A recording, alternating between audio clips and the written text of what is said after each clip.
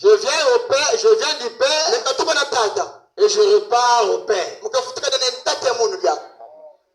Toi, si tu viens du ciel, tu repartiras au ciel. Mais si tu viens de l'autre sément, tu repartiras de l'autre côté. Voilà ce que je veux vous enseigner. Je sais que ça sera, je vais de manière simplifiée cela, afin que vous saisissez la pensée. Donc, pendant que tu es assis là, tu as un corps quelque part. Et ce corps t'influence.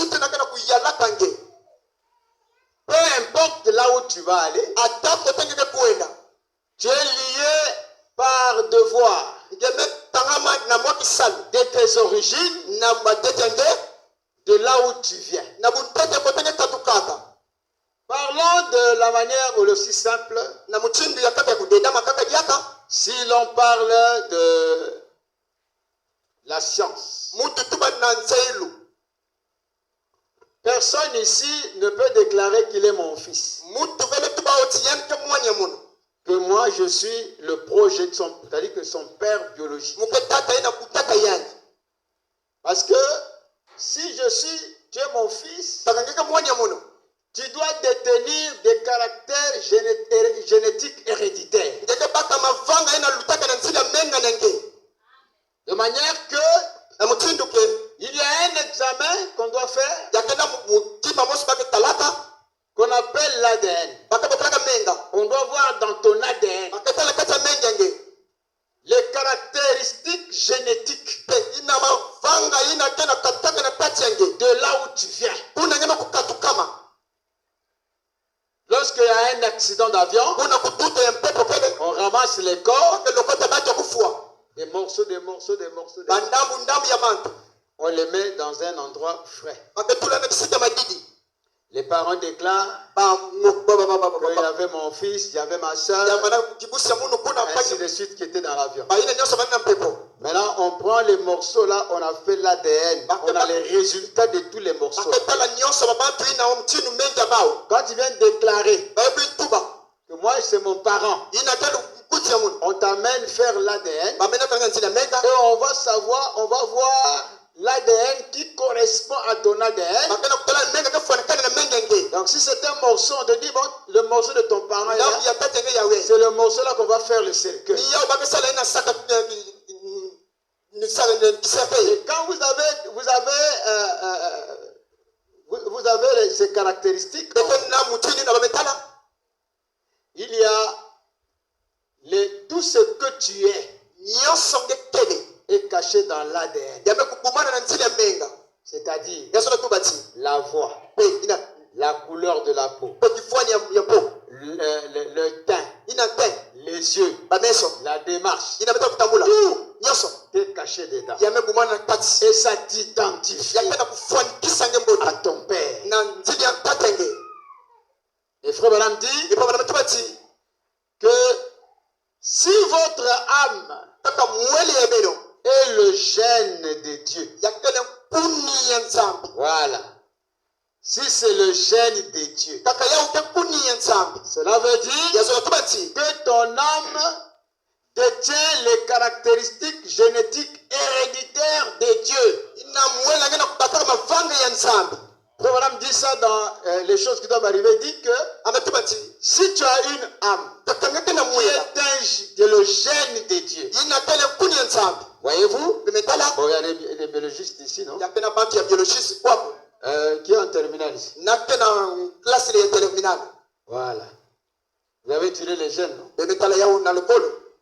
Vous avez les chromosomes dans lesquels il y a des gènes. Et les gènes sont structurés par l'ARN et l'ADN. Maintenant, l'ADN, c'est lui qui détermine les caractéristiques génétiques de toute ta lignée. Donc, tu peux avoir, il y a même des problèmes dans les foyers. La mère est de teint sombre et la mère est de teint sombre. Mais ils ont mis un enfant qui est de teint clair. comment on dit madame. Mon akien. Ndombe. Toi tu es sombre.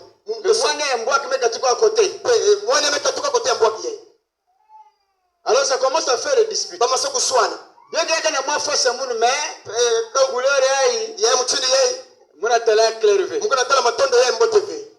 or l'enfant là a pris dans votre lignée la couleur de la peau. Quand vous remontez le cours de l'histoire, vous vous rendrez compte qu'il y avait un tel qui était de teint clair et qui est venu tomber sur votre enfant. Voilà, c'est ça qui complique. Alors, l'éternité, c'est Dieu. Et repartir en éternité, c'est aussi Dieu. L'éternité appartient à Dieu. Le frère Branham nous dit qu'en Dieu, il avait une pensée. Donc Dieu avait une pensée. Dans la pensée de Dieu. Tout ça, c'est la pensée de Dieu. La pensée de Dieu. Voilà. Maintenant, nous existions en lui sous forme d'attributs. Il y avait les pensées éternelles. Les pensées éternelles en lui. Et il y avait les pensées dans le temps.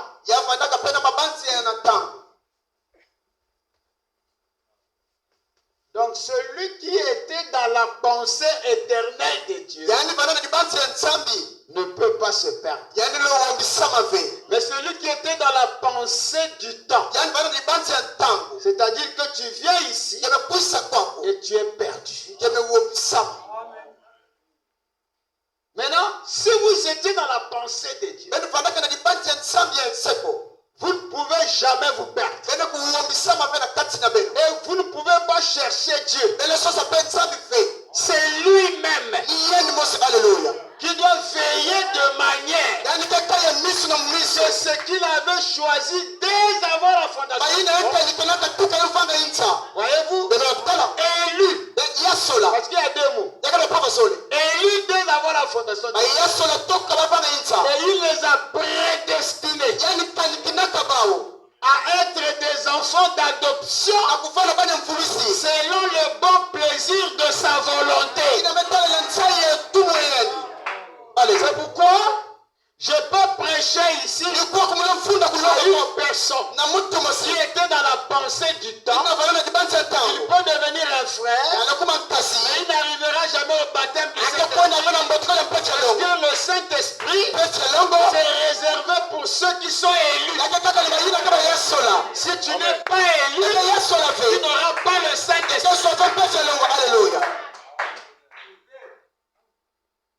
Je veux vous demander, est-ce que l'eau a le pouvoir de changer la nature d'une sémence?